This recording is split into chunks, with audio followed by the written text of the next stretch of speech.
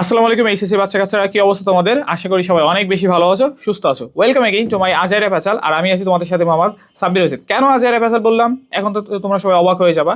এর কারণ হচ্ছে আজকে আমরা এমন একটা টপিক নিয়ে কথা বলবো যেটা তোমাদের মনের ভিতরে থাকে, কিন্তু তোমাদের কাছে হয়তো এটা আজাইরা মনে হয়। আজাইরা মনে না হইলে তোমরা তো জিজ্ঞাসা করতাই।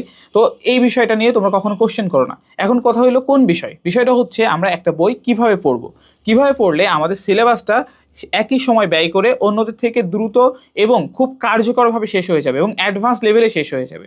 তো সেই বিষয় নিয়ে আজকে আমরা মেইনলি কথা বলবো। তো আমি তোমাদের মার্কেটিং ক্লাস নিই, মার্কেটিং যে বইগুলো রয়েছে প্রথম পত্র এবং দ্বিতীয় পত্র, আজকে সেই বই নিয়ে কথা বলবো। তো আমার কাছে দুইটা বই আছে, দেখতে পাচ্ছ।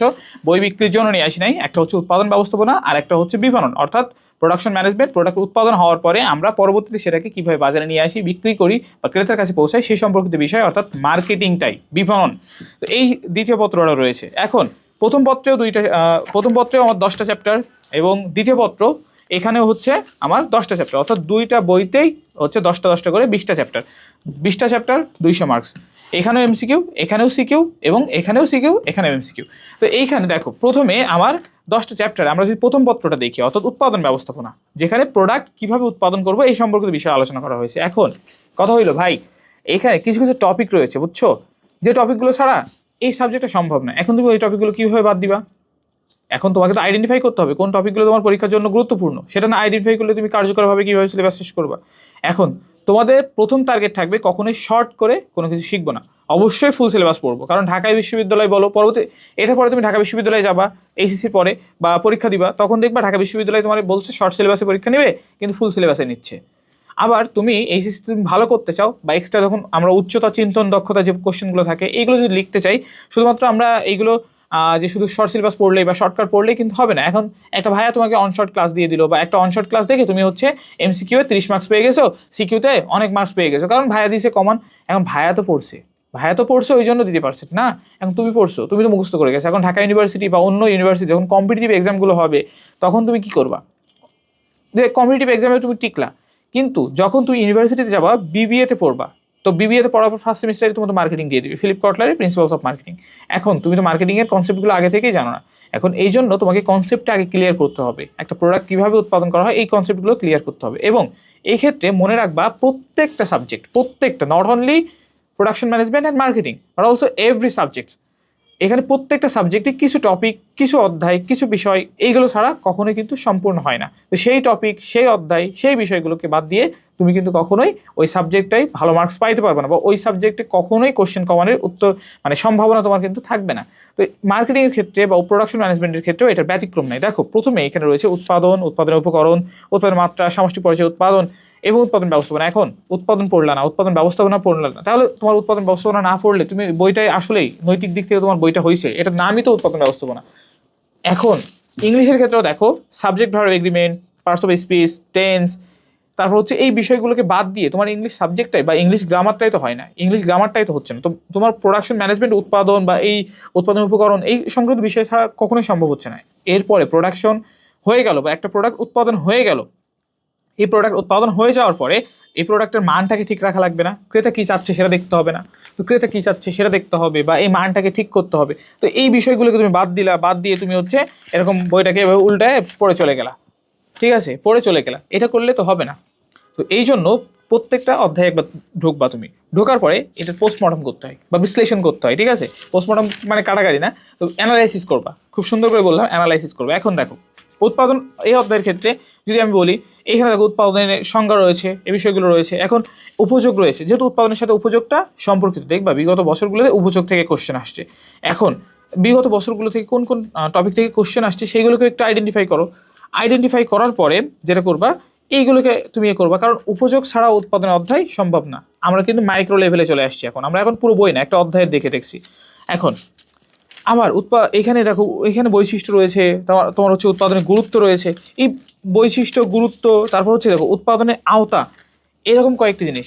কোনো জিনিসের আওতা, কোনো জিনিস বৈশিষ্ট্য, এগুলো প্রত্যেক ক্ষেত্রে আলাদা আলাদা হয়, কিন্তু সুবিধা অসুবিধা দেখা যায় প্রত্যেকটা জিনিসে থাকে। এবং আমি যখন বই পড়তাম তখন হচ্ছে ইন্টারমিডিয়েটে, তখন মনে হতো যে প্রত্যেকটা জিনিসের ভাই সুবিধা এবং অসুবিধা দুইটাই থাকতে হবে, কোনো জিনিস কি সুবিধা থাকবে অসুবিধা থাকবে না এমন হইতে পারে না, অথবা কোনো জিনিস শুধুই অসুবিধা আছে সুবিধা নেই, আসলে এটা কিন্তু সম্ভব না। প্রত্যেকটা জিনিসের যেমন সুবিধা রয়েছে অসুবিধা রয়েছে এবং প্রত্যেকটা জিনিসই গুরুত্বপূর্ণ। তো এই জিনিসগুলোকে সুবিধা অসুবিধার ক্ষেত্রে আমাদের 5-6টা করে পয়েন্ট কিন্তু পড়লে হয়ে যায়। এবং পয়েন্ট মানে শুধুমাত্র পয়েন্ট পড়ে রাখলাম এমন না, পয়েন্টটা ব্যাখ্যা সহ লিখতে হয় পরীক্ষার খাতায় এবং সব কয়টা পড়বো। কিন্তু বৈশিষ্ট্য যেহেতু আলাদা, প্রত্যেকটা চ্যাপ্টারের ক্ষেত্রে বৈশিষ্ট্যগুলোকে কী করবা, বৈশিষ্ট্যগুলোকে প্রত্যেকটা বৈশিষ্ট্য তোমার ভালো করে পড়তে হবে। একবার এক নজরে একটু ভালো করে পড়ে যাও, তো মাথায় গেঁথে যায়। কারণ বৈশিষ্ট্য প্রত্যেকটার ক্ষেত্রেই আলাদা, প্রত্যেকটার ক্ষেত্রেই আলাদা। এখন তুমি বৈশিষ্ট্যগুলোকে বাদ দিলে হবে না। তারপর সমস্যা থাকে। এখন সমস্যা কোন জিনিসের, প্রত্যেকটা অধ্যায়ে কিছু কিছু সমস্যা থাকে একটা বিষয়ের, এই সমস্যাগুলোকে বাদ দেওয়া যাবে না। আবার ফর্মুলা থাকে, যেমন উৎপাদন এই চ্যাপ্টারে তোমরা দেখতে পাবো অনেক ফর্মুলা রয়েছে, এখানে সূত্র রয়েছে, ম্যাথ রয়েছে। এখন এইগুলোকে বাদ দিবে না, কারণ গ নম্বরে ম্যাথ থাকে। এখন গ নম্বরে যে ম্যাথগুলো থাকে, এই ম্যাথগুলোকে বাদ দিয়ে কখনোই তুমি পরীক্ষায় হচ্ছে ভালো মার্কস মানে করা যায় না, মানে ওই কোশ্চেনটা ভালো মার্কস পাবো না। আর ম্যাথের ক্ষেত্রে মানে অনেক বেশি সুবিধা রয়েছে। ম্যাথে এইখানে জেনারেলি একটা সূত্র থাকে, এটা তো তোমাদের জেনারেল ম্যাথ না, যারা ম্যাথে দুর্বল এমন স্টুডেন্টদের জন্য, এটা ওভারঅল সব স্টুডেন্টদের জন্য কিন্তু সুবিধা। যে সূত্রটা বাদাইলাম, টাকাগুলো বসাইলাম, অঙ্ক ক্যালকুলেশন শেষ, ডিসমিস। এইখানে এরপরে যেটা রয়েছে দেখো, আমাদের এরপরে যে অধ্যায়গুলো রয়েছে, তো প্রত্যেকটা অধ্যায়ের বৈশিষ্ট্য যেহেতু আলাদা, বৈশিষ্ট্যগুলো যেমন এখানে দেখো সংগঠনের বৈশিষ্ট্য কী, সংগঠনের গুরুত্ব, সংগঠনের শ্রেণী বিভাগ, এগুলোকে বাদ দিবা কেন? এগুলো তো আলাদা আলাদা হয়, কিন্তু সুবিধা অসুবিধা প্রত্যেকটাই কমন থাকে, কিছু কিছু বিষয় কমন থাকে, সমস্যা এইগুলো কমন থাকে। কারণ বাংলাদেশের পার্সপেক্টিভে যেহেতু বইটা লেখা, বাংলাদেশের সব বিষয়ের সমস্যা কিছু কিছু জায়গায় কমন। এখন এই সমস্যা সমাধানের উপায় এইগুলোর দিকে তুমি যদি কম গুরুত্বও দাও, বা তুমি যদি একটু দেখে যাও, তাহলে তুমি পেরে যাও, অনেক ভালো করে পারবা আর কি, অনেক ভালো করে লিখতে পারবা। কিন্তু তুমি যদি বৈশিষ্ট্য, শ্রেণীবিভাগ, তারপর এই দেখো প্রত্যেকটা অধ্যায়ে এরকম পার্থক্য থাকে একটা বিষয়ের সাথে আরেকটা বিষয়ের পার্থক্য। যেমন এখানে উৎপাদন এবং উৎপাদনশীলতা, এই দুইটার ভিতরে কী কী পার্থক্য রয়েছে, এই পার্থক্যগুলো প্রত্যেক অধ্যায়ে আছে। এরকম প্রত্যেকটা বিষয়ের সাথে তুলনামূলক পার্থক্য রয়েছে। যেমন মার্কেটিংয়ের ক্ষেত্রে বহুশাখা বিপণী, বিপণীমালা, এই ক্ষেত্রেও কিন্তু এখানে পার্থক্য রয়েছে। এই পার্থক্যগুলোকে কিন্তু কখনোই বাদ দিলে হবে না। এই পার্থক্যগুলোকে বাদ দিলে তুমি কিন্তু পরীক্ষায় এখানে কিন্তু মার্কসটা পাবা না। এরপরে যে আরও অনেক বিষয় রয়েছে, বৈশিষ্ট্য তো বললাম, শ্রেণীবিভাগ বললাম। এরপরে আরও গুরুত্বপূর্ণ কিছু বিষয় এই বইয়ের ক্ষেত্রে বা ফার্স্ট পেপারের ক্ষেত্রে, যেটা সেকেন্ড পেপারের ক্ষেত্রেও কমন, সেকেন্ড পেপারে অত বেশি আলোচনা কিছু নাই। দেখবা এখানে অনেক বেশি চিত্র, অনেক কিছু কিছু চিত্র থাকে, এইগুলো একটু দেখে রাখবা। মানে এটা নর্মাল স্টুডেন্ট দেখে রাখে না। কেন দেখে রাখে না? তারা ভাবে যে এখান থেকে না আসলে আমি তো পাবো না। কিন্তু তুমি যদি অ্যাডভান্স লেভেলের স্টুডেন্ট হইতে চাও, বা মার্কেটিংয়ে তুমি যদি হচ্ছে 90+ মার্কস পাইতে চাও, শুধু not only marketing but also every subject, তুমি যদি এরকম ভালো মার্কস পাইতে চাও, তাহলে তোমাকে এক্সট্রা অন্যদের থেকে বেশি করে খেয়াল করতে হবে টিচার তোমাকে কীভাবে ডিফারেন্সিয়েট করছে। যেমন মার্কেটিংয়ে বলছিলাম যে লো কস্ট অ্যান্ড ডিফারেন্সিয়েশন, তো ডিফারেন্সিয়েশনটা তোমাকে মনে রাখতে হবে।